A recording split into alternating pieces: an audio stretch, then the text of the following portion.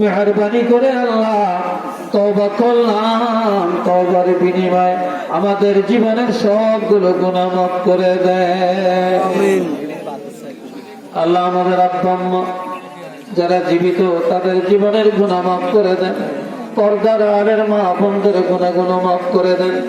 আমার কলিজার টুকরা যুবক ছেলেগুলো আল্লাহ আল্লাহ আল্লাহ এখনো বোঝে না রে আল্লাহ, বোঝে না আল্লাহ আমার কলিজার টুকরা যুবকদের অন্তরে হেদায়েতের বুঝ দান করে দাও আল্লাহ, তাদেরকে হেদায়েত দান করে দাও আল্লাহ, তাদেরকে শরীয়তের দৃষ্টিকোণ থেকে আয় আল্লাহ ইসলামী জীবন যাপনের উপরে চলার তৌফিক দিয়ে দাও আল্লাহ, খাঁটি মুসলমান বানিয়ে দাও, খাঁটি ইমানদার বানিয়ে দাও, মসজিদমুখী করে দাও, কোরআনমুখী করে দাও আল্লাহ, নবীর প্রেমিক বানিয়ে দাও আল্লাহ, যার মনে যত আশা পুরা করে দেন আল্লাহ। জহিরুল ইসলাম সাহেব অনেক কষ্ট করেছে, মাহফিলের জন্য কবুল করেন, যা যায় খায়ের দান করেন, ওনার বংশের যারা কবরে জান্নাতের টুকরা বানিয়ে দেন।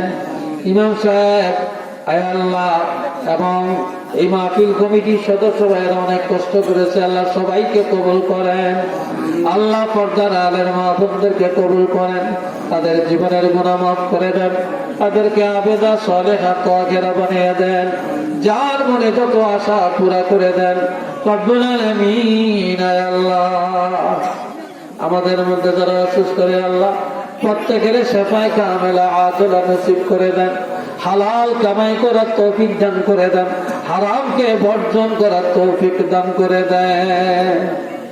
ওয়াসাল্লাল্লাহু তাআলা আলা খায়রি খালকিহি মুহাম্মাদিন ওয়া আলা আলিহি ওয়া সাহাবিহি ওয়া যুররিয়াতিহি ওয়া আহলি বাইতিহি আজমাইন واجعل آخر كلامنا عند الموت لا إله إلا الله محمد رسول الله.